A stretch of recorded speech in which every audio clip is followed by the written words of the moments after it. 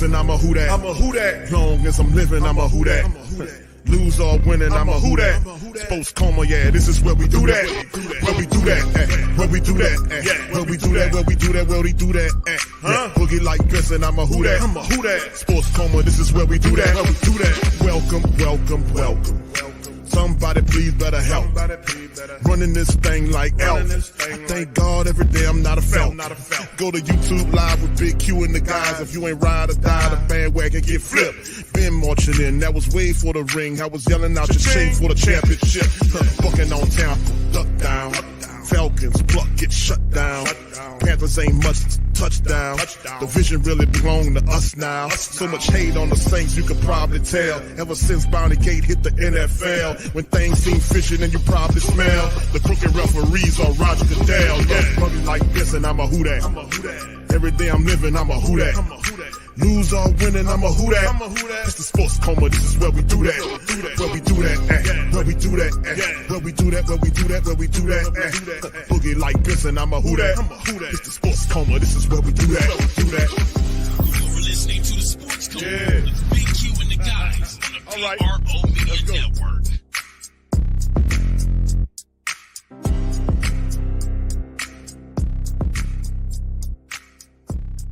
Just based upon how they're set up from a salary cap perspective. There's always some interesting situations in terms of some of their veteran players. We got at least a couple of them who we haven't seen a whole lot through the spring. Marshawn Lattimore has been away from the team during OTAs as he was the subject of trade rumors. He is expected to participate in the minicamp this week.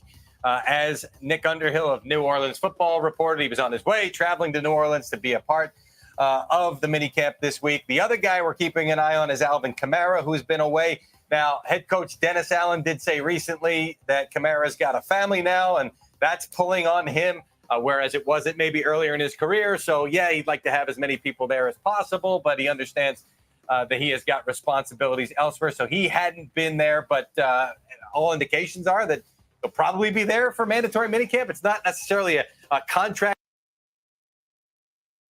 type situation, although he is entering the final year of his deal at $11.8 million.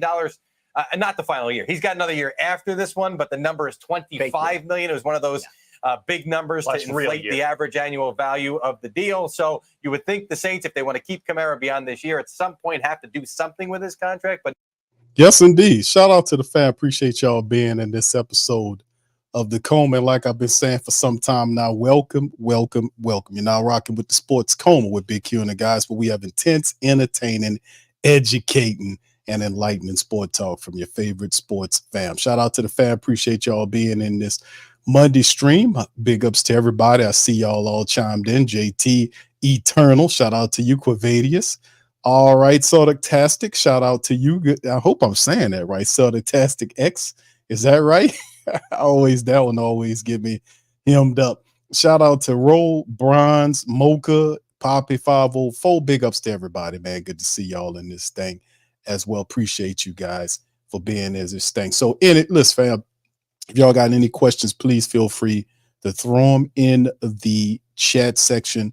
By all means, feel free to kind of put a cue before you ask the question so that'll pop out so I can automatically recognize you guys. Do that. Shout out to you.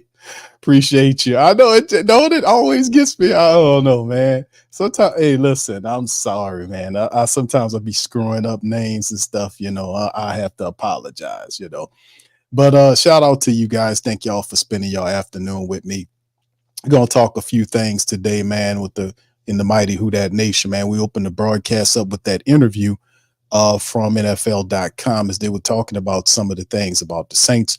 We did hear Dennis Allen make mention of his expectation is for Lattimore to be at camp. And of course, the report did mention Nick Underhill, shout out to Nick, that the Saints, that Lattimore will be there. Alvin Kamara will ultimately be there. And you can see that the reporter did mention Alvin Kamara's contract situation, which is something that will be talked about this, later on in this, going into this year. And I expect, my expectations, and I know Dennis Allen says he don't care about any expectations outside of the building, but listen, my expectations in terms of what Alvin Kamara will do in this upcoming season is off the chains. And I'm saying that because if they can some kind of way take, and like I said, Elvin Kamara, in many ways, his skill set is actually, I'm not trying to disparage McCaffrey, who the 49ers have, as because he's fantastic.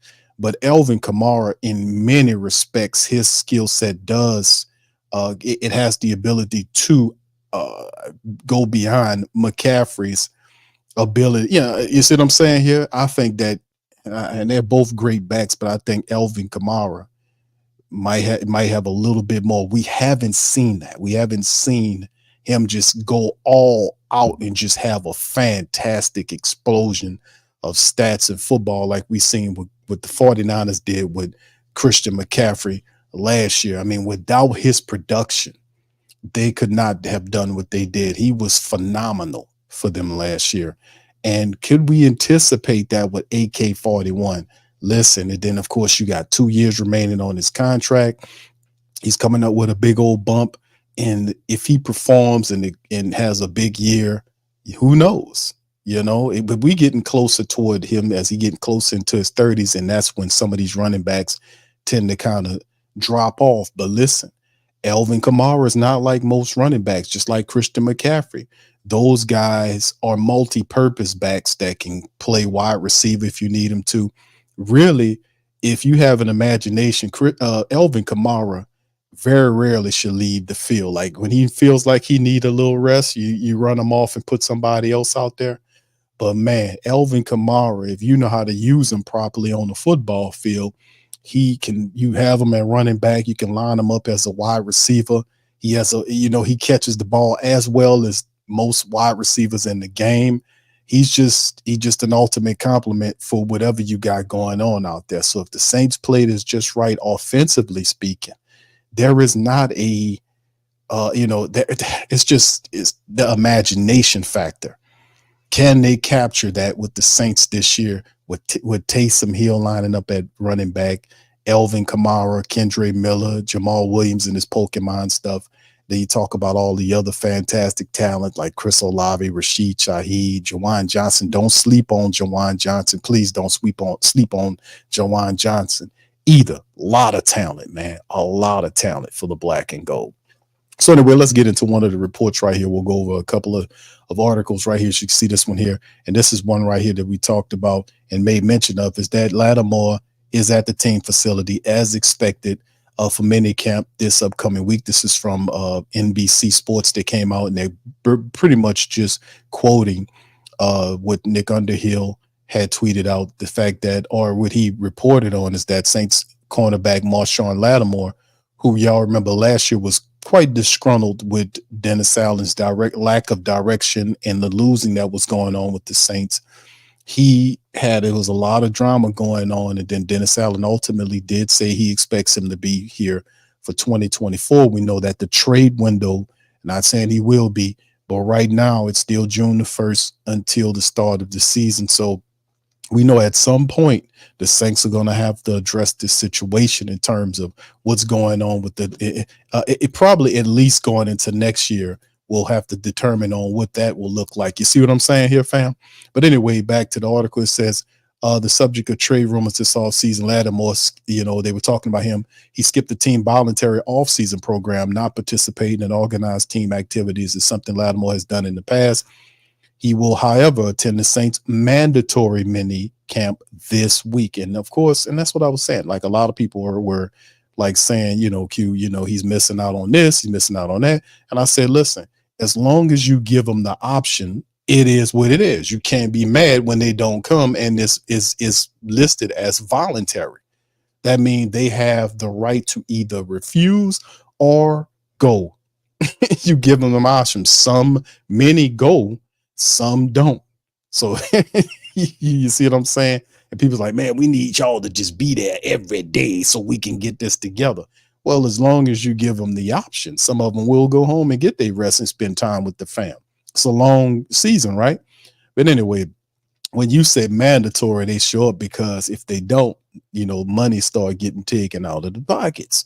So that is not financially makes sense to some players. So, like I said, Underhill reported that Lattimore is at the team facility ahead of Tuesday's start of minicamp. He spent his entire career with the Saints after joining the team as the 11th overall pick in 2017. It appears that will continue for an 8th season. Injuries have limited Lattimore to a total of 17 games the past 2 years. With 2 total picks, he's made the Pro Bowl back in 2021. That seems so long ago. Lattimore's contract runs through 2026, but this is the final year he has with the guaranteed money. So this very well could be Lattimore's final season with the Saints. He is due to count over $14 million against the cap this season. So, like I said, man, they said Lattimore will be in the building. We're happy to have Lattimore because with Laddie Daddy, Paulson Adebo, who's coming up on a contract year as well. Paulson looking to get super paid. Laddie Daddy getting a bump at 14.6. Then you have the drafting of Kool-Aid McKinstry, who's getting healthy. He should be getting ready to kind of contribute. You heard Dennis Allen talk about that on the last show when he was talking about the players. And then, of course, you have Alante Taylor there. So we have a fantastic secondary, and our cornerbacks, at least this year, we'll be able to see how it all works out, man. So could anybody out there say top 5, baby? Could they say that top 5, perhaps top 3 secondary in the NFL? Wouldn't be surprised if it's number 1 with a bullet if we can stay healthy, man. How about that? All right, so anyway, let's keep it pumping and pushing, man. Let's go to this next article here as we talk about, and shout out to Kat Terrell as she wrote this one here about 2024 Saints minicamp, Derek Carr's backup cornerbacks, and more.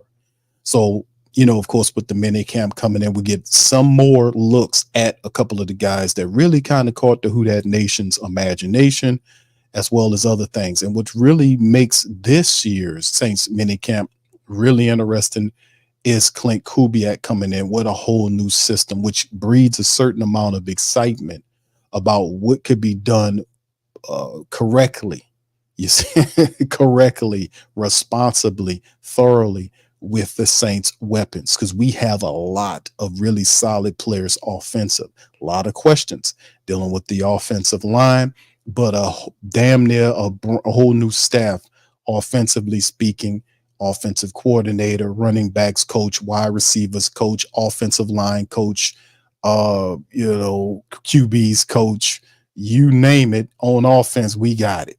So this will be an interesting situation because it also opens up questions about how the Saints defense will also defend that Clint Kubiak offense that over the previous several practices has shown the consistency, if you want to use that word, of being able to get in and out of the pocket, in terms of the huddle, getting in and out of the huddle, out of its sets at a good rate. So you're seeing it's a faster rate. So obviously Clint Kubiak, Andrew Janoku, and others, who's a QB coach, they're doing a good job of trying to set the timing and get the timing right of how everything's supposed to go for what that offense is. And like I said, they have the weapons in place to make this work, man. But anyway, let's get into the article right here from Kat Terrell.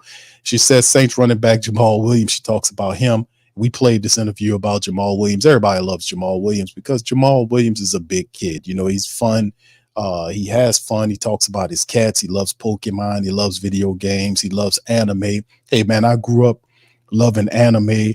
I don't really like cats that much until I did. It was one cat that I actually liked, and his name was Lucky, and that was the only cat, and Lucky kind of drew to me, and he was always, and that kind of said, you know what, cats are cool. Prior to that, I'm a dog guy. I love dogs, but yeah, but I have to give him something on the cats. A lot of people don't like the cats, but listen, man, there was one cat in the world, and his name was Lucky. He was pretty cool with me.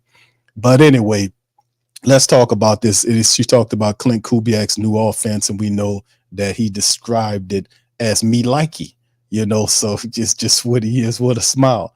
But, when you look at it, he said Williams wasn't talking about the 2022 offense. He scored 17 touchdowns with the Lions, or even the successful offense of the past Saints teams.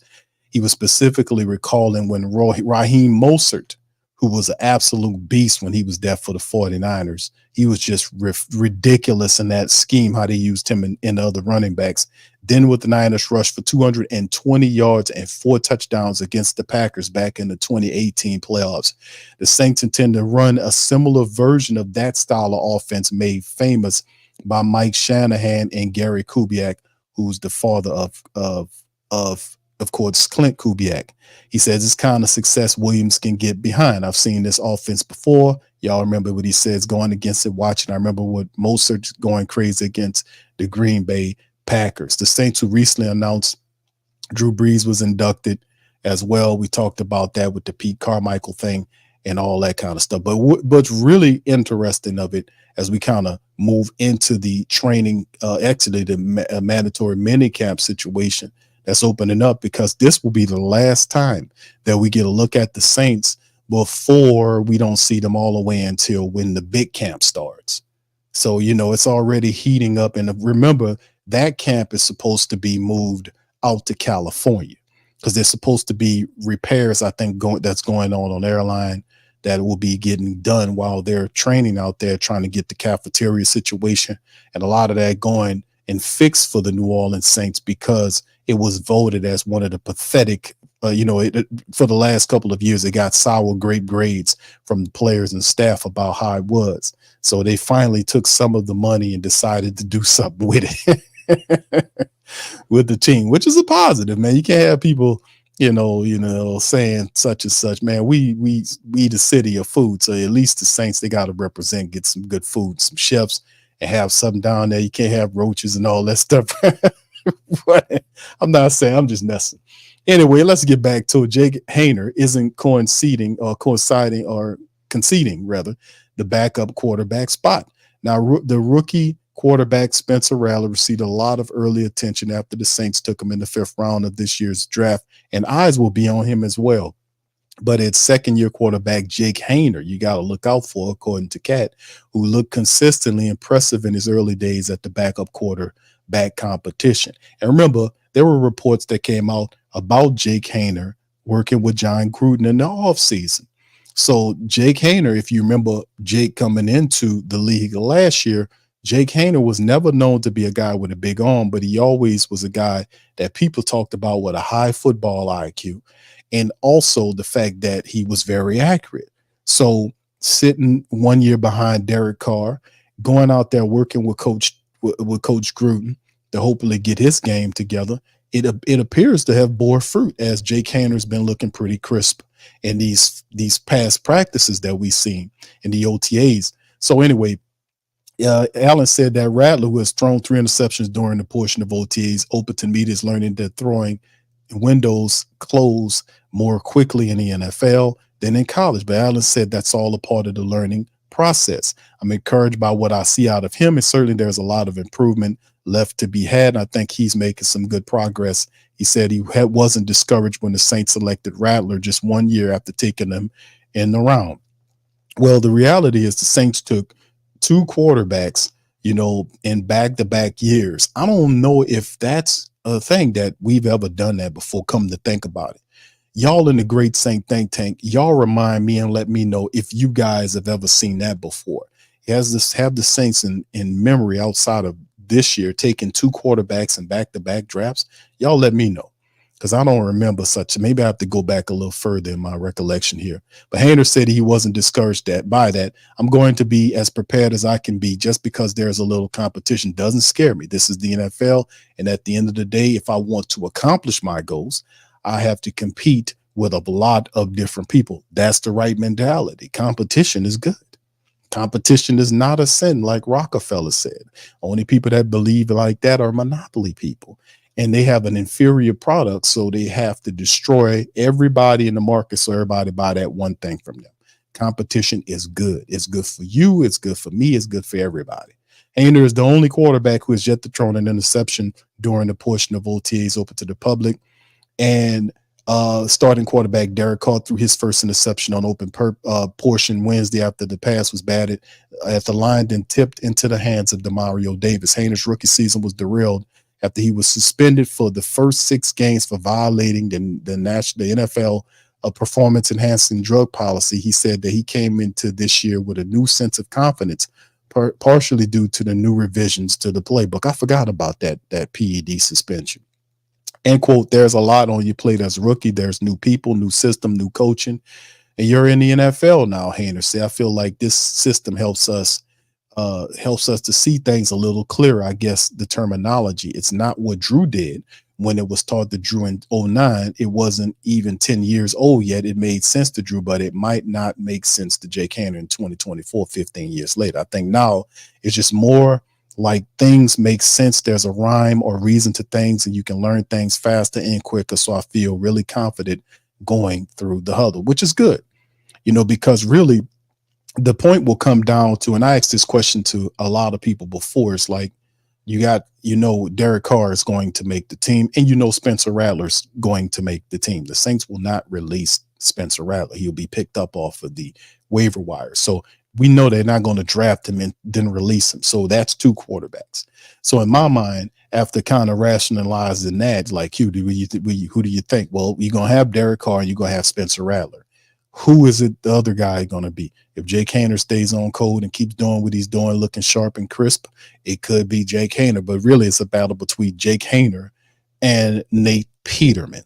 So that's the thing. Peterman is the veteran, senior of the backups, and even though he didn't look too much like anything over these OTA periods, but things could rapidly change as you get into the Saints mini camp and then ultimately into the big camp. Things change because these guys are going to get more reps to see what they can do. So in my mind, it's really because Derek makes the team, Spencer makes the team, and it's a battle between Rattler and Nate Peterman for the other job. That's how I see it. So, we'll see how it all goes, right now, but it's positive right now for Jake Haener.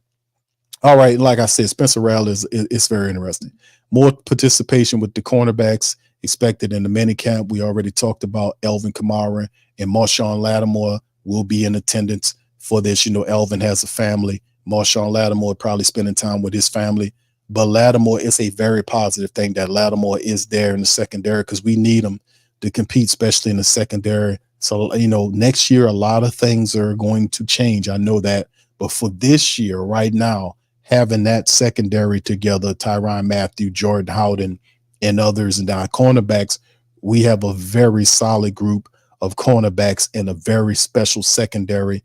And the defense as a whole, if healthy, man, it can be something spectacular, man. If healthy, that's the thing. Neither has been in attendance during the OTAs this year, meaning Kamara and Lattimore. And he says Kamara and coaches said that Kamara was around the facility in the offseason. Lattimore was injured in week 10 of last season, has not been around the Saints facility this offseason. Saints defensive back, well, that's until today. And defensive backs coach Marcus Robinson said he wishes that Lattimore had been at the OTAs to get some work in on little details, but expects to see him next week. But we know Lattimore is a fast study.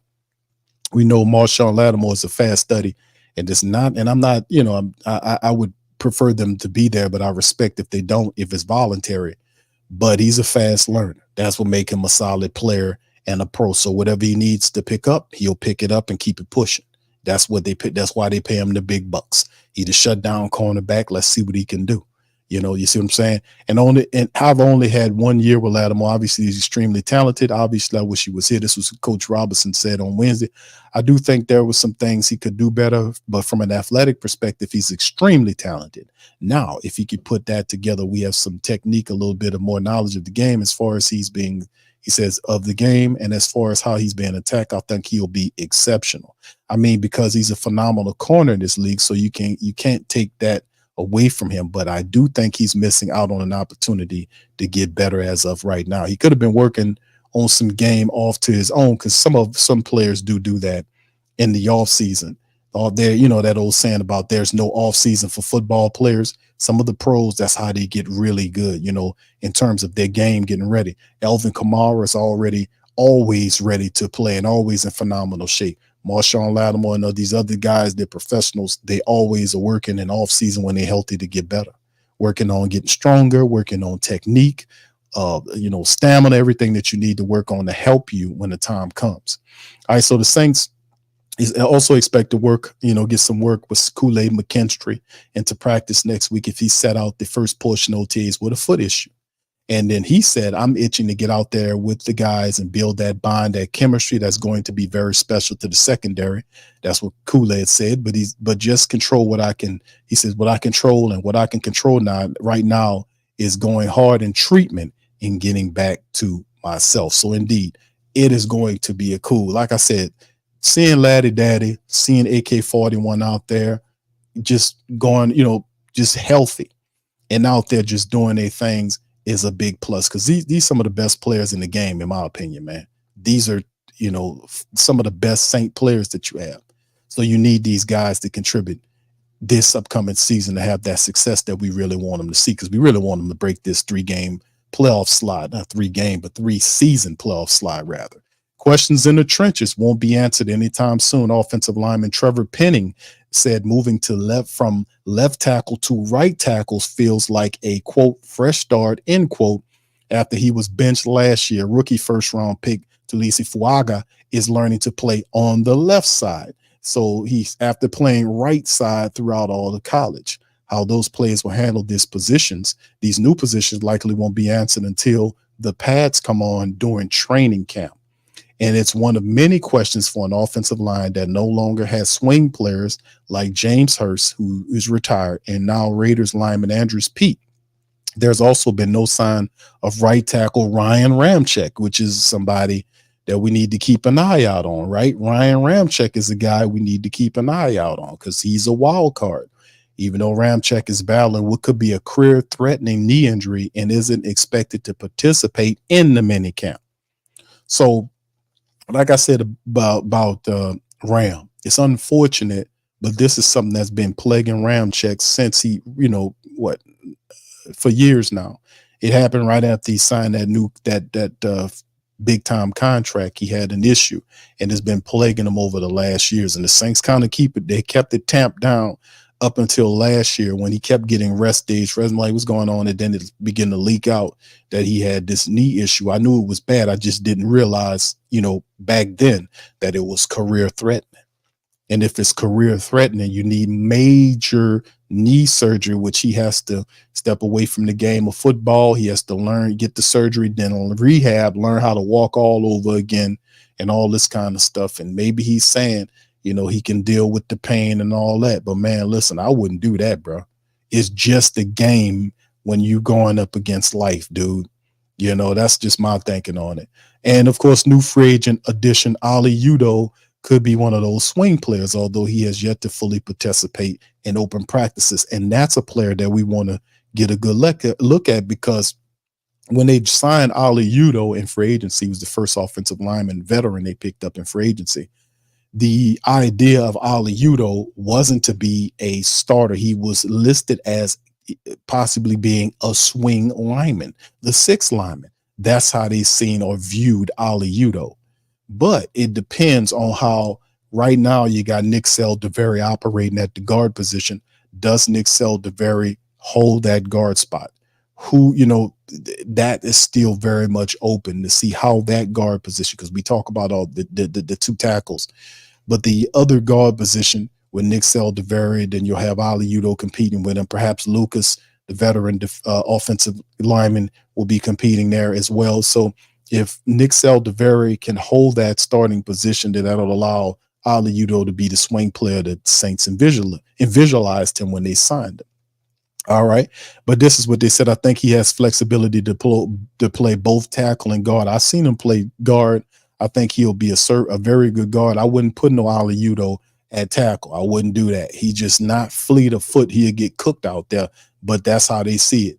And I think we're going to look at it. Okay, we are at what he says, where are we at on offensive line, and where can he best help us in the situation? Is kind of worded funny. I don't think we have made any decisions in terms exactly where we're going to be playing. I think we're going to end up getting the best five out there, and that's where we're going to do, according to Dennis Allen, who could confuse anybody, just confuse me. But anyway, the reality is like the best five, and we talked about that. And I know even though Dennis Allen is talking offensive game, that's all controlled by Clint Kubiak. He has the keys to the bus, offensively speaking. So if he feels like, and John Benton, which we played here before, it says that he feels like the Saints have the right people in place to operate the type of system that he wants to put in, which is big, physical, mean offensive linemen who can move. And you can't take that away from, Fuaga can move. Penning could move. We know Cesar Ruiz, Eric McCoy. We know those guys can move. We remember Nick Saldiveri in college having a good ability to move around, who was pretty versatile and not a bad lineman as well. Those guys are young, and that would be a good look for the Saints too, that you have all draft picks across the starting lineup for the Saints, right? You got Cesar, he's a first-round pick. McCoy is a second-round pick. The 2 first-round draft pick tackles, and then, of course, the left guard would be Saldiveri was picked in the 4th round, so there'd be all Saints draft picks that are there. I don't know if it'll maintain that, but that would be very cool to see that. All right, there's just many questions on the defensive line as well as we transition there. I think the Saints looking as well, like as we move forward in the mini camp, we won't see all of this right now, but see more of the offensive line, them working with the offensive line, see how far we can see if these guys progress over the next few days, and then what does it look like from a backup standpoint? How do these backup guys look as well, kind of moving forward? Like I said, these guys are just in helmets and shorts. It's no pads, none of that till later on. Anyway, transitioning to the defensive side, there's just many questions on the defensive line after rotational pass rusher Passanio injured his Achilles and is out for a large portion of the season at minimum. Free agent addition Chase Young isn't expected to participate in mini camp practice while rehabbing from off-season neck surgery. So those are 2 people that we know are not going to be there. And according to what Dennis Allen said, he's been here every day. He's in the meetings. We're out here in practice. He's doing his rehab, talking about Chase Young. I see a guy that's highly motivated to have a great year. I think to this point, he's been on track in terms of the healing process and is a crazy X factor here for the Saints. The Chase Young X factor, huge for the Saints this year. Huge. Is it a gamble? But the contract helps the Saints out because it kind of lends to that. But my goodness, 1 year prove-it deal for Chase Young, opposite of Carl Granderson. The last time we had a speedy combination like that, in my mind, I want to go back to Cam Jordan and Junior Gillette. That's when I want to go back to, like, if you have guys when Cam was in his prime, and then you have Junior Gillette cutting up on the opposite side, or, maybe Cam and Trey Hendrickson when Trey balled that year, even though I probably would go with Cam and Junior. That probably would be that. But can that be? We know Carl Granderson is a beast from that side. Look like he's got stronger, getting ready for the full season. And, of course, you got Chase Young on the opposite side. Chase Young healthy for the Saints, pass rushing from the opposite end with Cam coming off the bench as a reserve, keeping him fresh, and occasionally them kicking him inside. Man, that's going to be crazy for the Saints from a defensive line standpoint. And, of course, they talk about Saints will likely need young players such as Peyton Turner and Isaiah Foskey, the Snowman, to realize their potential in order to have a successful pass rush this year. And even though, like, the Saints are kind of hedging their bets because you can never have too many pass rushers, they're literally representing that saying right now with all of the pass rushers we have. We don't just have a bunch of backups. Carl Granderson earned his way. He was an undrafted guy who earned his way to a starting job in a big contract. Chase Young, you know who he is in terms of being drafted high in the NFL, and he's here now. You got Cam there, and Cam is not what he used to be, but still could be a force for you because Cam is mentioned it. Don't sleep on Cam either, because Cam was talking in the offseason, which we're currently early in offseason, about losing weight.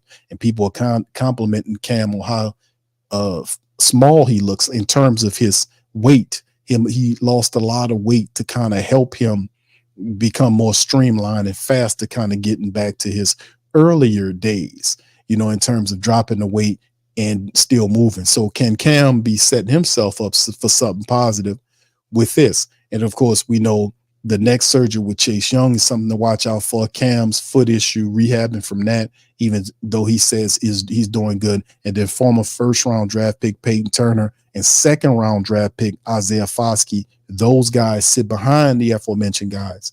So the Saints, if injuries hit the Saints, man, they do have a lot of talented players that could perhaps step up and kind of hold the ship down until the starters get back to business.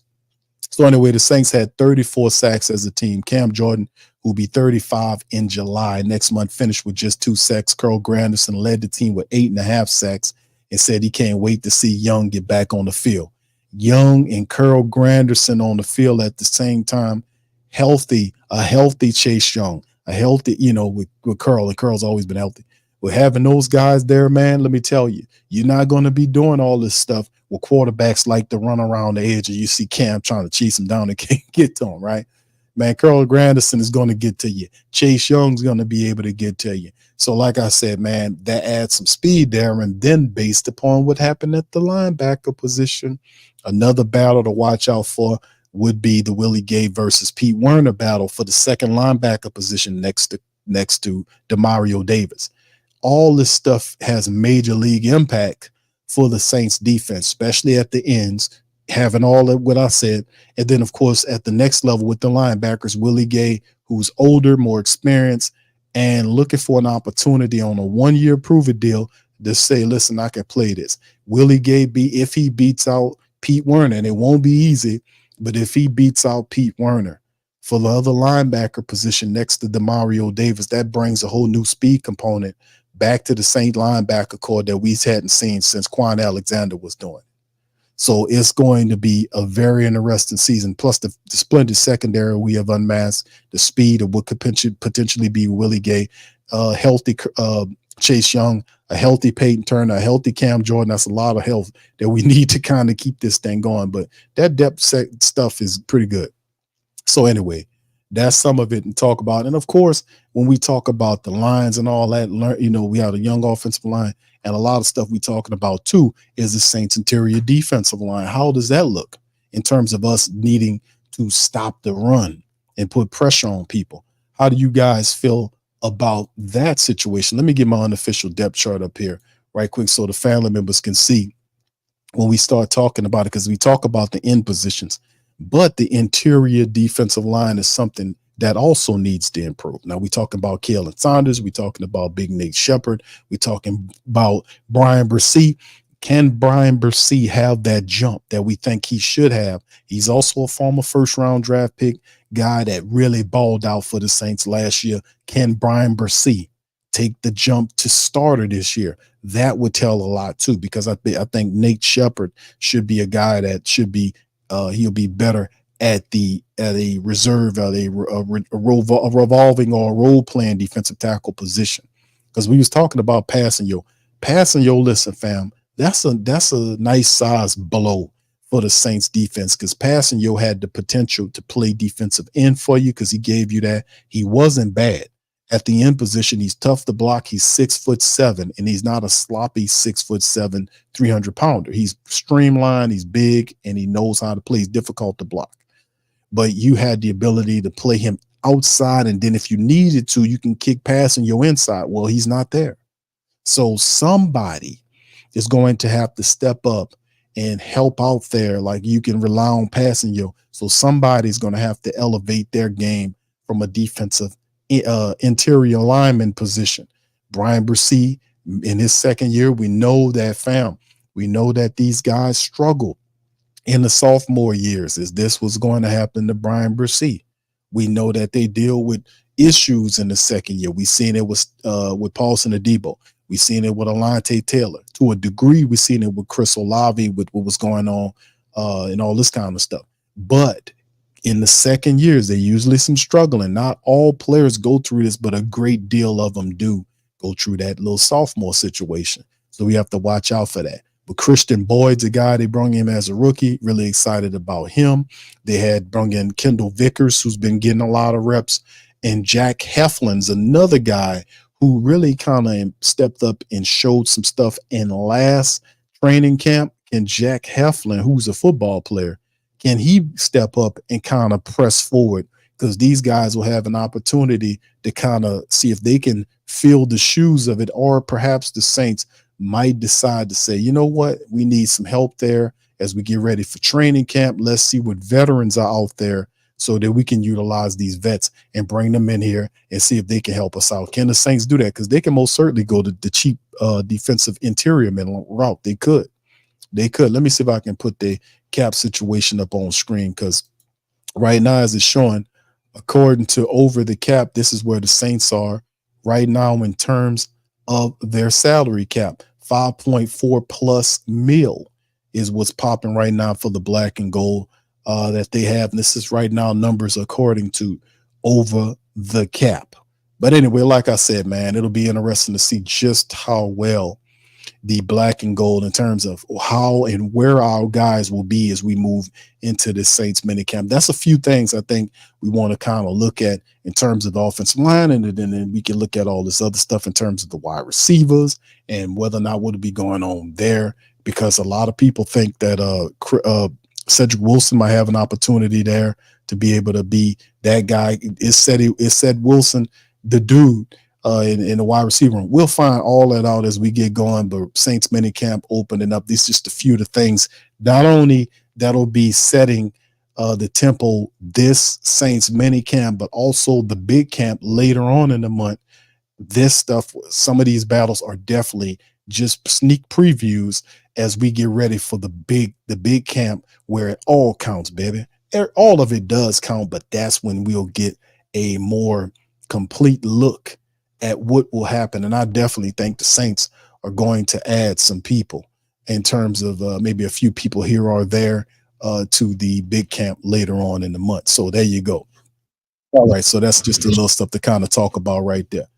All right. So big ups to the fam, man. Appreciate y'all being in the building. Like I said, if you guys have a question, please drop it in the chat, man. Put Q at the front of it so I can see what you guys are in this thing. All right. Anyway, shout out to the fam. Appreciate y'all. Big ups to you, man, as well. Black Major, I see you, fam. Appreciate you, brother Terrence, in this thing. My boy Randolph from Keeping It Real podcast. Shout out to you, my dog. Appreciate you for being in the building. OG Jarrett is in this thing as well. Big ups to you guys. I see you, man. Hemisphere, shout out to you. Says, can the Saints D-line cause enough pressure to support the secondary? If so, this defense can be a top 10 defense this year. Indeed. And that's a good question, because that's what it's all about, right? The pressure. Carl Granderson, 8.5 sacks last year. Chase Young comes. He's rehabbing from neck surgery. That's not a small feat. I don't know what the timeline is on it. We did a show about that. I don't know what the Saints timeline is, but when you have neck surgery, right? Neck surgery that usually ties to your spine, not your spine, but to your spine and all that kind of stuff up there. And that's all delicate stuff. So I don't know if you want to rush them out there, and maybe later on into training camp and into preseason, we'll get more of a timeline. But like I said, I wouldn't be anticipating seeing him right away. I think, like, originally when they talked about this, they said that he'd be ready for the big camp. I don't know. I really don't know. And truth be said is that the Saints have a lot of depth there, and to so they can take more of a patient approach with Chase Young. You see what I'm saying? Because that would be my take. When you have neck surgery like that, I'd be like, let me kind of take more of a patient approach with you, because it ain't like we hurry up and get healthy so we could throw you out there. Now we should be all right in the interim until Chase Young gets there. But when you have a healthy Cam, Carroll on the other side, Peyton Turner and Isaiah Foskey, we should be able to get enough sacks and be able to get some pressure on these guys. And then, of course, we talk about inside pressure.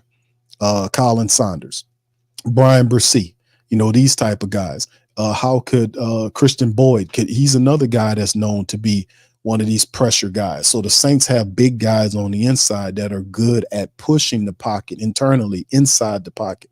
So that's a positive. So it's not just in pressure, it's also inside pressure, outside pressure, defensive ends causing pressure from outside, but it's also the inner push of a Colin Saunders and Nate Shepard and a Brian Bursey that should cause some things to happen. But in the end, depending on where The pressure too is the linebackers. If it's going to be Willie Gay or not, it depends, man, on a lot. But yeah, I think that I personally believe that they can be able to cause enough pressure if healthy. That's a big part of it. Like I said, Cam has lost some weight there, so he can make him a little bit faster.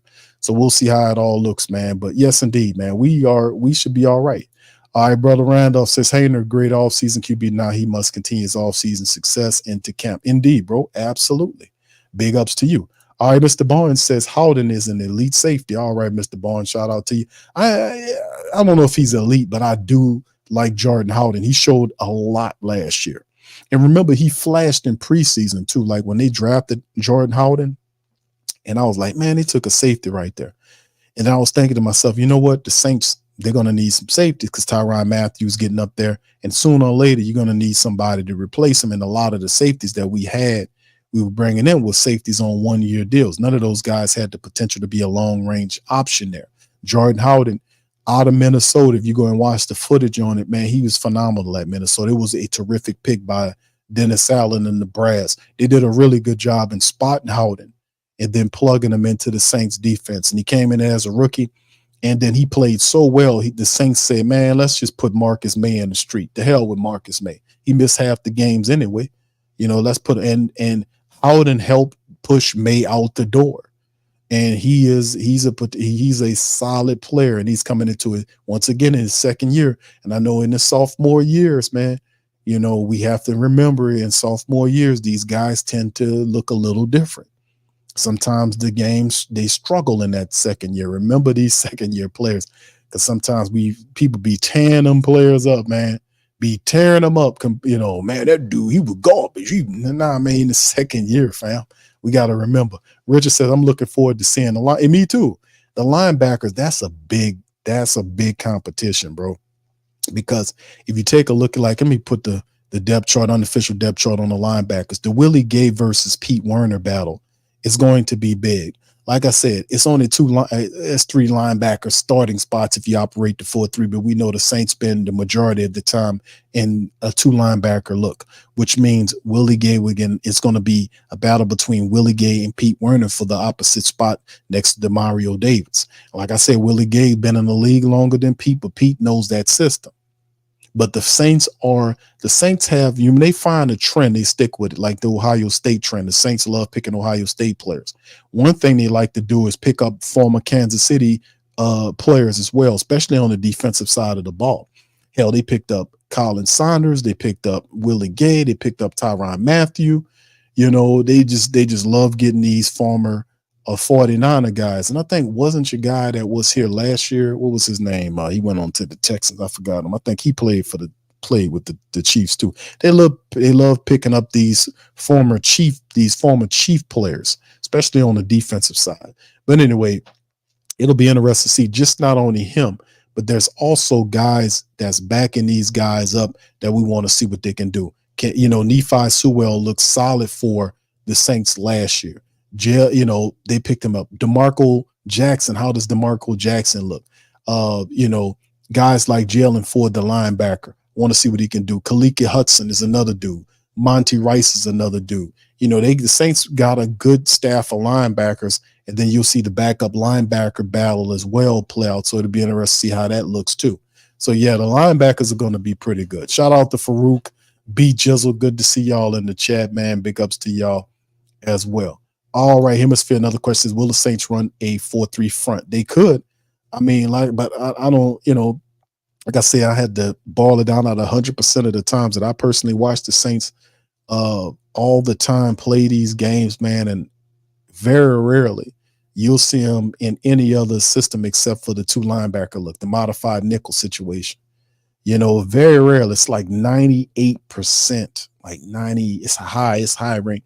That's like 96 to 97% of the time they're in the modified look, and if any other look that they did show was like the 43, but you don't see that look often, so that's why I was saying wherever it is, it's gotta be in the building. What's up, Tuck? Shout out to you. That's all right, man.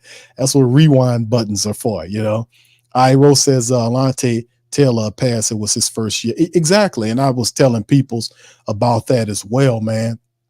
When they were throwing him out there, these people on WWL was talking crap about him. Oh, he ain't look like nothing.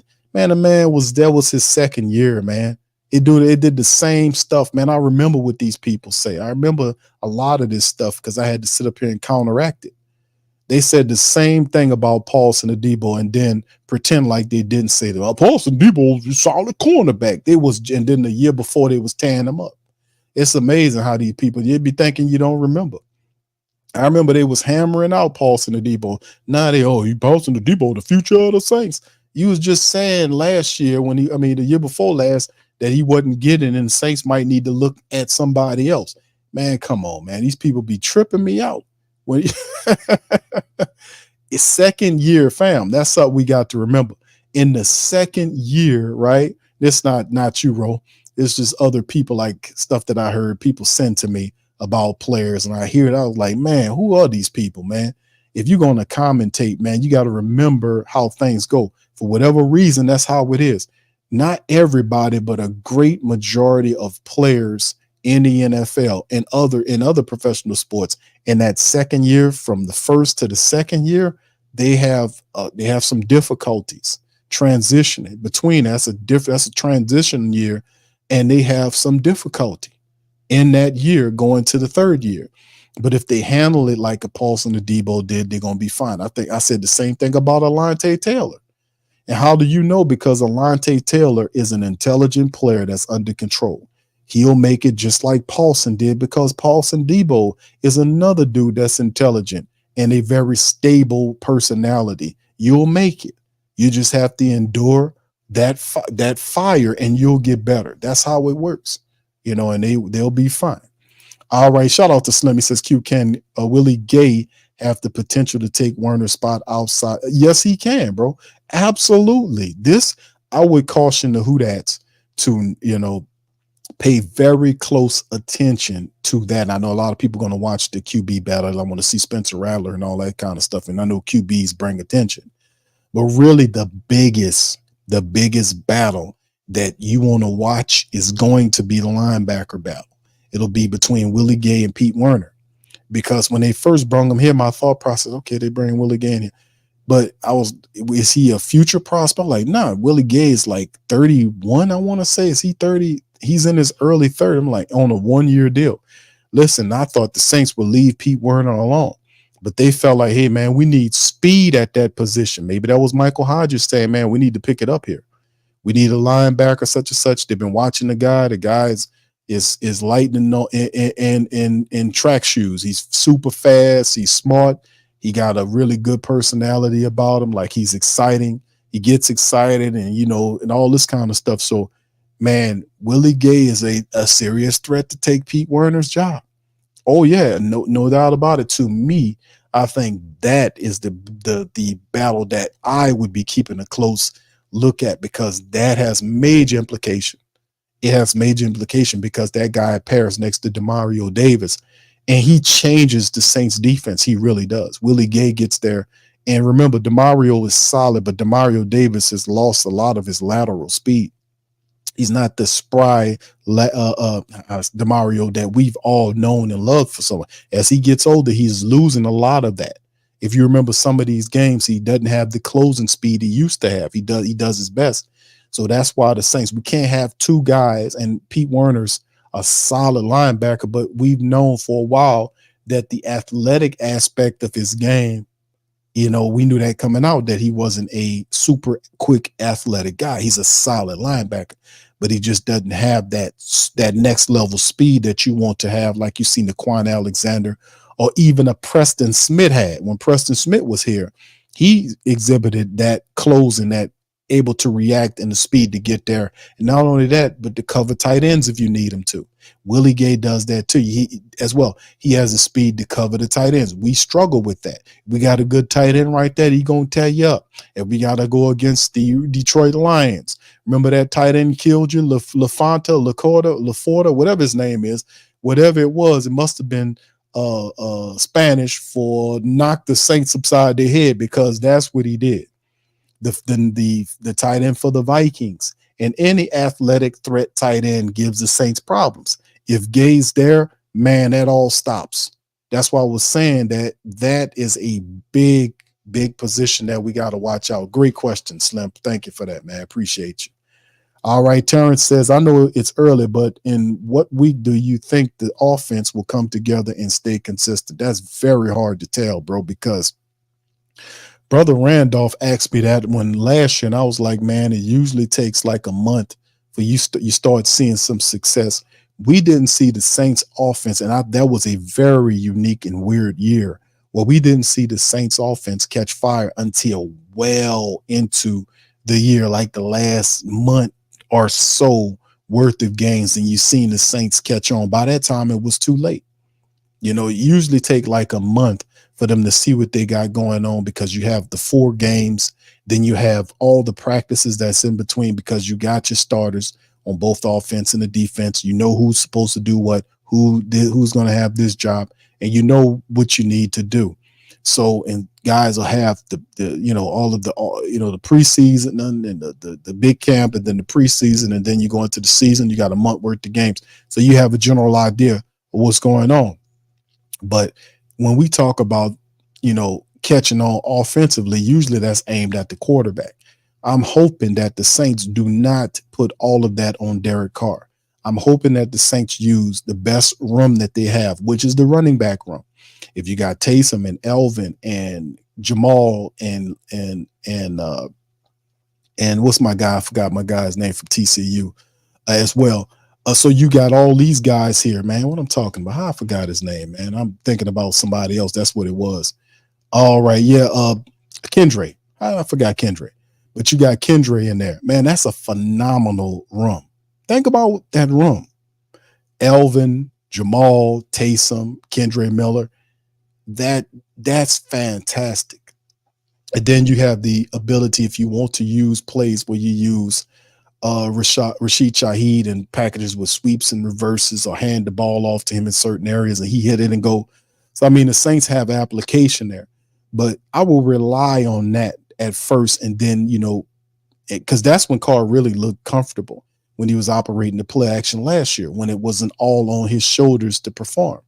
You need to use your best room, offensively speaking, to be able to help you get that. But that also means the Saints have to be on code when it comes down to running the ball. So we need the offense to step up and do what they need to do. But yeah, these are the acquisitions of both Willie Gay and that's what I'm saying. These guys, if they're, if Willie Gay starts, that's an impact. If Chase Young is healthy next to Carl Granderson, y'all have to understand what that looks like, because even though a lot of people downplay Chase Young, when Chase Young is healthy, he makes an impact. And then the thing is, he's not even the lead defensive end. That's Carl Granderson. So he's complimenting Carl. Then you have Cam that'll be circulating in there. And the idea is to keep guys fresh, so the pressure is always there. We're not going to wear out the ends. You take these guys out, put the next guy in, and then you have unrelentless and endless pressure from the Saints ends. If done right, we keep everybody fresh. That helps out big time. Tuck says Q is the wide receiver group where it needs to be a room for improvement. That's a good question.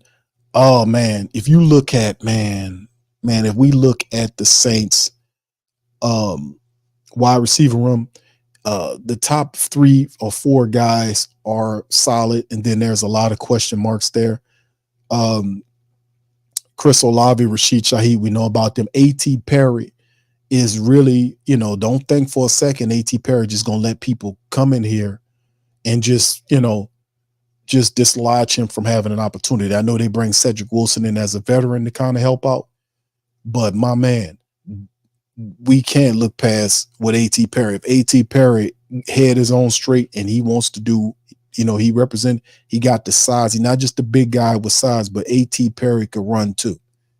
So if he's on point, man, A.T. Perry along with Rashid Shaheed and Chris Olave, that could be a very good trio of wide receivers for us. But like I said, Cedric Wilson is going to come in here and make a name for himself. Bub Means is another dude that the Saints drafted that'll make a name for himself as well. So we do have some interesting people there, and they did bring in St. Brown and to add another veteran to the room. But I wouldn't be surprised if the Saints kind of stepped in there and decided to do something else. I ain't tripping on that, but I wouldn't be mad at another vet wide receiver coming in there. Why not? They got some out there available. Sean says, Q, what's up, Sean? Says, Q, given the potential of the new offense, what is the ceiling of this team if the old clicks? The ceiling for this team, fam, could be a top 5. This could be a top 5 offense, and I've said that before. We have the people. We have the people. In terms of the players, Alvin Kamara could do every bit, and that's why I was getting excited when I was talking to y'all about the numbers, because y'all remember. Put one in the chat if y'all remember the show when I pulled up the numbers from the 49ers, because people was talking about the 49ers offense, and I actually put the numbers on screen about the 49ers and the statistics that their players were turning out to have that kind of production. And what it showed was, and I was looking at, order to run that type of system, you got to have the players. And I'm talking skilled players that you could be relied on at times when the game is close or whatever you need somebody to implement a play. You got to have phenomenal players. We have those players. Alvin Kamara could do every bit of what Christian McCaffrey doing, could even do it better. We just have to be able to put the right offense in play, operate on code offensively. And I can see Alvin Kamara having the biggest year that he's ever had as a Saint. I can see that happening if this system is ran close to what they did last year with San Fran. I can see him having that, because that type of system is exactly what Alvin Kamara needs to go. You play him all over the place. You can rely on him here. And then not to mention you add Taysom Hill as a running back. Could y'all imagine? We talk about Alvin having a complement, which is Jamal Williams. They gave him the money. But could you imagine what Taysom Hill brings if they pairing Alvin Kamara and Taysom Hill there? Could you imagine that? And then you keep Taysom and Alvin on the field and bring in Kendre Miller to run, or Jamal to run, and them guys. You see what I'm saying? Man, they have all kind of ways. We have the players to do every bit of what the 49ers did. When you send Brandon Ayuk and Deebo Samuel, those guys, the numbers that they put up with the 49ers last year, they can do every bit of that. And Kittle didn't have a big year with the 49ers last year, and they still went up there. So, I mean, we have the players to be able to perform a top 5 offense in the game. I'm going to say top 5. I ain't going to go beyond myself and say a top 1. That'd be, but I'm just going to say a top 5 offense. They have the players. They just have to have the scheme and on code to do it. All right. Thank you for the question. Will says, Q, he says, question, who has more total yards this season? AK-41 total yards this year. I'm gonna have to go with I'm gonna go with Alvin Kamara on this one. I got to go with AK-41. Will, I got to go with AK-41 total yards. That means running and you're talking about running and passing, stuff like that. I mean, not passing, but running and catching. Well, we know Olave is mostly used there, but a lot of people anticipate Chris Olave to have a 1,000-yard receiving yard campaign with 70+ catches. Like they saying he wants to get to like 80 catches this year.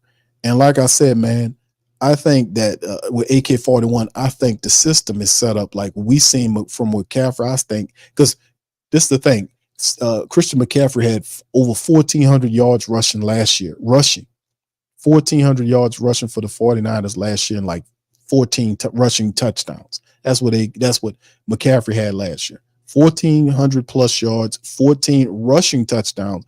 And then if you turn on the passing, the catching rather, he caught 67, I want to say, catches, and he had like 6 or 7. I want to say how many? 6 or 7 touchdown catches. So he had like 60 catches. He was like second on the team in catches. He was the top rusher with over 1,400 yards rushing, double-digit touchdowns, and then he was the second receiver. And he had 67 catches and like 7 or 8 touchdowns, receiving touchdowns. He had a massive year for the 49ers.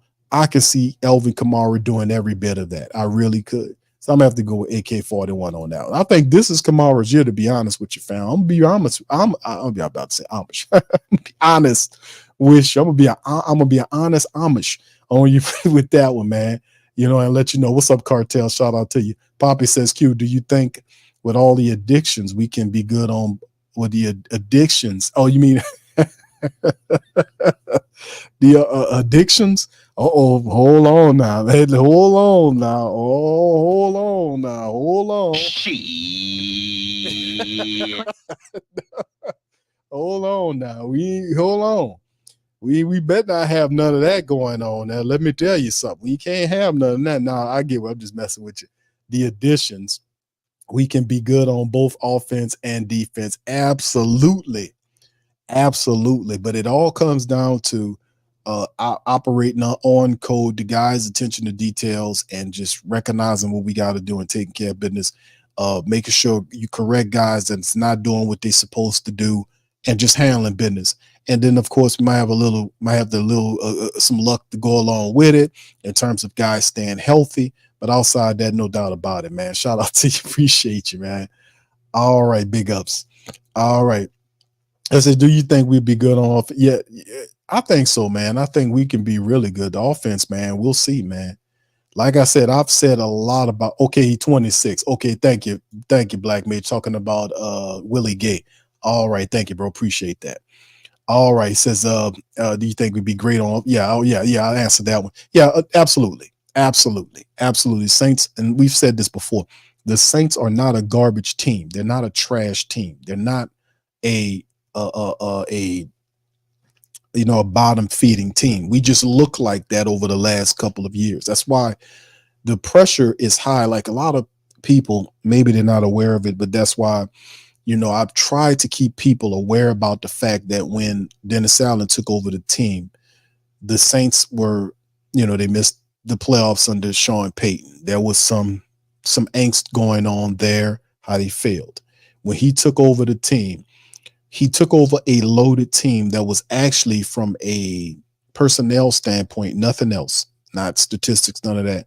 But remember that first year you added some really good talent to upgrade, because they were supposedly fixing the mistakes of the team that failed Sean Payton's last team. But it went backwards, 7 wins. Last year they went 9 wins. And it was, according to their idea, we got better from a personnel standpoint, adding players, right? Now, you don't need Derek Carr to be a all-star or a pro bowl quarterback to have success. You just need him to do his job. And doing his job is like what he had 38, whatever it was, he threw this year, those type of statistics. We just need Derek Carr. We just need Derek Carr to take care of the football and keep the offense on time, and everything will take care of itself. Make the proper throws when you're supposed to, hand the ball off, and just keep the offense on time. That's what we need, because really, like I said, the strength of the Saints, offensively speaking, is the running game. The Saints have to rely on the running game. You got a player as special as an Alvin Kamara, who can give you everything Christian McCaffrey gave the 49ers, you do it. When you got Taysom Hill, and I've said this before, Taysom Hill was operating as a quarterback who didn't throw the ball much. He had like 11 attempts all year long. All them reps, you seen him back there as a quarterback. He threw the ball, 11 times the whole year, and because he was a runner. And despite the fact that he was back there the majority of his time by himself as a scrambling quarterback, and the defenses knew that he was going to scramble because they knew he wasn't going to throw it. And he still averaged 5 yards a carry, and they knew he was going to run at him. And he still gave him 5 yards. That, to me, is just unbelievable. And Taysom Hill is arguably one of the 5 fastest Saints on the team. If you're a defender, you don't want to see Taysom Hill running downhill with a head full of speed, and it don't take him that long to get there. So if you got a lane that you open up for Taysom, he gets the ball and he takes off, man, if you're a defender and you at the third level of the defense, you don't want to see Taysom Hill. So imagine a team where you hitting them with Elvin Kamara, Taysom Hill, Kendre Miller, Jamal Williams. That is crazy. And I know you probably not going to use all those backs, but you can if you have the imagination, because some of them guys, you can move them to other positions on the field and still use a Jamal or a Kendre in the running a game and decoy those guys. Imagine if plays where you can have Taysom and Elvin lined up and they're not running backs, they're just out there like wide receivers, and defenses are looking saying, man, what the hell are they doing over there? What are them two doing over there? And then all of a sudden they're playing, you decoying. They don't get the ball. You're just using them as a decoy, and then you get a ball to Kendre Miller or Jamal Williams. I mean, you have players that are so talented that you can use them in different ways. Some of those guys, like I said, you won't give them a break every now and again, but some of them guys, you won't keep them there because they match up nightmares. Who's gonna match up with a Taysom Hill? He's faster than most of these cornerbacks. He can be guarded by most of these linebackers. Same with Alvin Kamara. So if you're blocking for him and the scheme fits, man, it's unbelievable what they could do. So, I mean, like I said, it all is based on the fact, it's all based on if the offense can stay on code, they can get the running attack going, you can get play action going, and then everything changes. So, like I said, like a lot of people not excited about Derek Carr. Derek Carr don't have to do a lot. Just keep the offense on, don't turn the ball over. Make the throws when you're supposed to, and turn around, hand the ball off to one of these guys, because that's what that's what we really need to do, man. All right, anyway, let me get a couple of more, then we're gonna get on up out of here, man, and do our thing. Pelicans Nola, shout out to you. All right, big ups to you. Tuck says, I remember Peyton last year, land of 1,000. yeah, Peyton. Very interesting him picking up Bo Nix, man. That's a very unique pickup for Sean Payton. Never seen Coach Payton take a rookie quarterback and make him anything. But if he's going to do it, it is good to do it with a guy that spent all his available time, that every moment he could in college being a quarterback. Bo Nix did. He spent every bit of time that he could possibly spend in college being a quarterback to be as ready as he can be for the pros. I mean, he took, and he's a good one. So I would love to see what's going on with Peyton, how that looks in Denver. All right, 504 Coach says, Q, you seen the Jason Peters rumor? You think that would be a good fit for a depth piece? Yeah, it depends on the contract. I wouldn't be mad at Jason Peters as a backup for the Saints, because we can use that. We can use a veteran backup like a defensive tackle if something goes funny with our guys. But I think that might happen if and when they find out that Ryan Ramczyk is not good to go, because they're still waiting on that. See, they have not written Ryan Ramczyk off. And if you see Jason Peters or a veteran of that ilk or a guy like that popping up, then you know what time it is. But they haven't written Ryan Ramczyk off yet. They're still in wait and see mode on Ryan Ramczyk. So we got to remember that. Thank you, 504 Cole. Oh, yeah, indeed, Slim. He trucked the hell out of you and then get up like a bunny rabbit. You remember he'd run over somebody and get up. He loves the contact, man. That gives it, he gets excited about that, man. All right, brother Verlin. What's up, Verlin? How you doing? Sir says, Q, you were right in saying AK and McCaffrey are similar. The separation is Kamara's stop and go ability. All right. He said, on top of AK style being a combination of Debo and McCaffrey, question is the offensive line play. How's the offensive line? That's what it all comes down to. And that's up to John Benton, the offensive line coach, who needs guys. And like I said about Penning and Fuaga, those guys, even though they're young, if you have you help young offensive linemen out by running the football, right? Most of these guys, first round draft pick guys, know how to run block. So when you kind of having a heavy runner running the ball, that helps give them confidence. But the way John Benton was explaining how plays are set up and how pursuit routes are cut off and how you're operating on angles and all this kind of stuff, we've had hell stopping the 49ers. That style of zone offense we've had hell stopping that. And because you got to keep your head on a swivel. They give you different motions left. They do double motions to kind of confuse you on what's going on. So it's hell to stop that offense. And by proxy, another thing people need to remember too is when you have Clint Kubiak's offense out there doing that, remember that the Saints defense will be watching what's going on. And that in itself can help the Saints when we go up against teams like the 49ers. Now, we don't see them next year unless we get to the playoffs, but this could be something that could be, this is an added benefit of practicing against this style of defense. You see all the motions. It's a complicated offense going back and forth. So you can imagine when you see more of a basic offense, what you need to do, because the Saints seen a lot of that. So at the end of the day, I think it's a benefit for the Saints defense to go against this offense. It really is. I mean, because it forces you to think in a good way. And I know not to the point where you just plotting and look, but you still have to operate with a certain amount of instincts as well. Yeah, but absolutely, Burl, and I agree wholeheartedly on with this question here about AK-41, man. AK-41, like I've been saying, fam, if this stuff functions like it's supposed to be, AK-41 could have a major year. This will probably be one of the biggest years that you've seen, and it couldn't come at more of an opportunistic time in terms of his contract situation and all of that, right? To have a major year like this could be a big year. This is and I'm going to say it. I think Alvin Kamara is going to have a huge year for the black and gold if he remains healthy. All right. So Key says Saints 49ers very similar. Only thing having Trent Williams, they're structured very different. Yeah, indeed. Yeah, they have the big veteran guys up there. We have our young guys here. So we'll just have to see how that ends. Terrence says, what's up, brother? Terrence says Kamara is 671 yards away from being the Saints all-time leading rusher. He will get that this year. Indeed. I think he'll blow that out of the water, brother Terrence. I think he's going to catch the record and reset the record. How about that, man? AK-41 doing it big for the black and gold. All right, what's up, Bullet Family Travel Vlog? Shout out to you, brother. Jason says Rattler going to be better than Bo Nix. Yeah, I said it. There you go.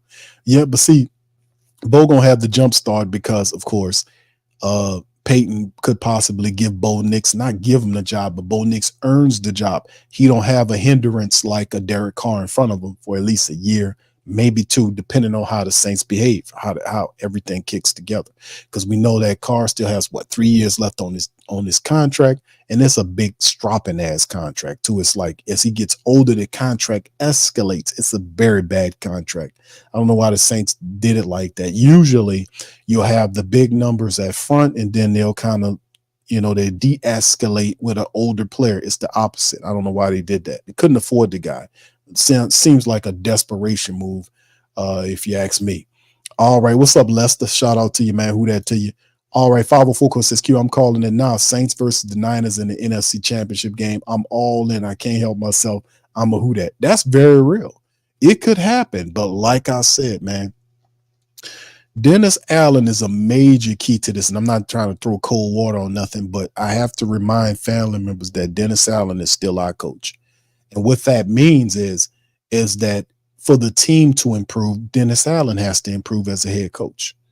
Because even though we expect guys like Clint Kubiak and Andrew Janoko, the QB coach, and all these other guys to step up and be on code, Dennis Allen is still the head coach of the team. So he'll be doing that for the offense. Dennis Allen still has to keep everything together with everybody else. He has to learn to be a better head coach. It comes down to that.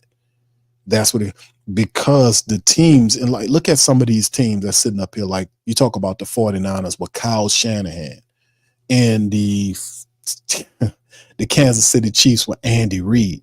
You see, these guys are led by people that are very good at what they do. And I'm not saying Dennis Allen got to be like those guys. What I'm saying is Dennis Allen has to be the best version of himself. He has to realize his flaws as a coach, as a head coach, and he has to change these flaws. He has to learn, and I'm going to tell Dennis, like, what flaws? Your flaws is you adjust way too late. When you see stuff going on, you need to make the adjustment. You can't sit there and watch guys do what they're not, do things they're not supposed to do and not make them get on code. If guys are not doing what they're supposed to do and they're hurting the team, you got to pull them down and put somebody else there. You got to do that. And then on top of that, you got to keep your mouth shut about matters when it comes down to who did something wrong or what guy ran this wrong route says, listen, man, they both did what they wasn't supposed to do because the play didn't end up right. Just be neutral and don't take side. Don't take Derek Carr's side. I know it's a lot of stuff to say because this dude be wrecking his locker room and don't even realize what he doing. The Marshawn Lattimore thing happened because he created that. Dennis Allen created this stuff, man. People were frustrated because the team was underperforming because they didn't have accountability and attention to detail. You're not holding anybody accountable. You have to hold the quarterback accountable when he's out there doing things he's not supposed to do. And if he's staring down one side of the field, you know what staring down means. You got to get on him for that. You got to keep the same standard for everybody. You cannot allow that to happen. The guy be tearing up his locker room. And by all, if you're going to apologize for anything, apologize to the Who Dat Nation when you have funky losses. Don't sit up there and don't you ever open your mouth to apologize to the Atlanta Falcons or anybody else. If you want to apologize for losing or having losses or letting people down, go and apologize to the Who Dat Nation. Don't open your damn mouth and apologize to the Atlanta Falcons. That kind of stuff, people are like, what do you do? That kind of stuff is what he does. And there's other things, but he has to improve as a head coach. And I always ask these questions every year. How is Dennis Allen improving? Now, if you're changing up personalities in the offense, that's one thing, but you still have to improve as a head coach. What did you learn that made you a better head coach than what you didn't know from the previous year? What did you learn? And that's the stuff that I want to know, because that will be what is telling when football is actually being played and the games count for something. Right now, ain't nothing going on but some practicing, getting ready for the games, getting ready for when the time comes when the games do count. But that's not just Derek Carr getting better, or Elvin Kamara, or Chris Olave, or Rashid Shaheed, or Taysom Hill, or Cam Jordan, or Demario Davis, or Marshawn Lattimore, or Jordan Howden, or Paulson Adebo, or Alante Taylor, Kool-Aid McKinstry, Jawan Johnson, Jamal Williams, Spencer Rattler. It's not just about players getting better at their craft. It's also the head coach. The head coach is not immune to getting to the get better philosophy. He's not. If anything, he needs to be on top of that totem pole in terms of getting better. You can't ask for players to get better if you're not getting better. You can't talk about progression if you're not leading the progress. And you're the head coach. You're the leader of the team. You have to get better as a coach. You can't be the same dude that you was in the last 2 years, because that don't count, because that's that lost. That guy didn't get anything done. He didn't get anything done. You have to be able to be better as a head coach. Do whatever you got to do. Read some books, go to some seminars, and I'm pretty sure they got this type of stuff all across the country. They got where Hall of Fame guys have these seminars where you go up in there, and they got stuff where they got the tight end camps. They got coaches camps where coaches can get crisper or get better on their game to learn, all this kind of stuff. They got all that. Start attending that shit. Excuse me. Start attending that, because the Saints will go as far as the head coach takes them. You can't win despite the coach. The coach has to guide the team to these wins. Now, he got 7 from 7 to 9. Does that mean you get to 10 or 11? We'll have to see. But I am definitely encouraged that he is using the verbiage that we've been bullhorning here for the last couple of years about the lack of attention to detail, and definitely the lack of accountability that we've seen fracture up the Saints, break them up into pieces. Even saying foolishness like there are no fractures in the locker room when you're preparing a contract, the same time you saying that, to make Marshawn Lattimore's contract easier for him to be traded. But there ain't no fractures going on. And people upset that the Saints are not being accountable. That happened last year. You can't magically throw a wine over and say, "Oh, hold on now, there were no fractures." That makes you look like a liar. That makes you look like a fool, because I knew what time it was to Who That Nation, because you could look at the team, how they were playing, to understand that they weren't playing together. You could see it. You can't fool me with how the team. I know what my team looked like. And I also know when teams come to play and when half the team come to play. I also know what that looked like, and so do you. So we knew what time it was. We knew the whole time. So stop pretending and fix what needs to be fixed when it rears up. If people are disgruntled, go talk to them and soothe it over. Don't sit here and let it go sour during this season when games account, and then address it in the offseason like you did Lattimore and Jameis Winston the last offseason. See, it's a pattern here. You got to switch that. You got to crack that up, break that all up. You got to stop doing that. So that's my take on it. The team will go as far as Dennis Allen. But like I said, I'm encouraged by him using accountability and attention to detail. He's been using those buzzwords the last several interviews, and I'm very encouraged by that, because if he puts that into his coaching regimen just by staying on guys, that'll help the team win. It will. You don't have to be perfect, but making sure you find out who's not doing what they're supposed to do and stand on them to make sure they do it. And just doing that, man, that keeps our team together, because it keeps everybody at the same line. So I am encouraged by that, and we've been bullhorning that, and that dude finally saying it. So better late than never. Better late than never. All right. Yeah, Tuck said I got to get y'all be good. Okay, thank you, Tuck. Shout out to you. What's up, brother Chemo? Good to see you, man. Appreciate you. All right, Tay, how you doing, man? Who that to you as well? Tuck also said before he left, my dream is that DA becomes D coordinator, leads the offense to QB. I don't think that's going to ever work, fam. What's up, brother Neville? I don't think that's ever going to work. I don't think you usually fire a coach and then you demote him to the defense. Say, you know what, coach, I'm going to demote you to the D coordinator and make your offense coordinator head coach. I know a lot of people see that, but when the Saints start winning, a lot of that's going to disappear, because what's going to happen is, because like I said, the biggest part of, and there's many things about Dennis Allen that needs to be reworked on in terms of his coaching acumen. But outside, if he can just work with just those things, that's a huge plus, to be honest with you. That's a huge plus. At least you're not hamstringing your team. You know what I'm saying? Don't take sides with the public. Just say, don't take sides in the public. Don't apologize to no rivals. Little stuff like that seem to kind of upset people. Please don't do that. Just stay out of it and keep your mind on football. Don't take sides. Don't do that. Don't do that. Don't do that. All right, so anyway, fam, I'm going to get out on that. Listen, I appreciate y'all guys for chiming in on today's show. I appreciate y'all, man.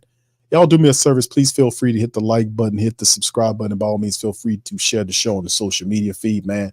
We'll be on Patreon tomorrow, fam.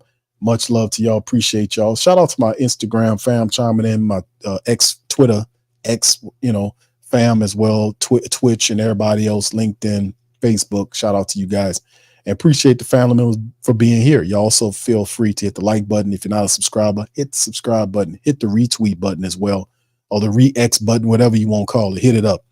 And listen, I'll be back tomorrow on Patreon, fam. We'll go over some more Saints stuff. And tomorrow will be that first day of the Saints minicamp. It'll be a lot to talk about tomorrow. We'll cover it with interviews and everything on our Patreon stream on Tuesday. So I invite you guys to kind of join us on that, man.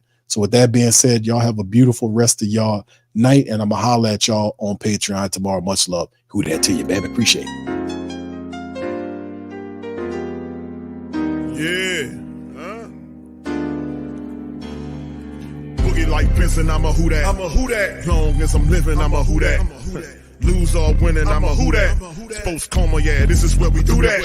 Where we do that, where we do that, where we do that, where we do that, where we do that, Boogie like Benson, I'm a who that. I'm a who that. Sports Coma, this is where we do that. Where we do that. Welcome, welcome, welcome Somebody please better help. Running this thing like Elf. I thank God every day I'm not a felt.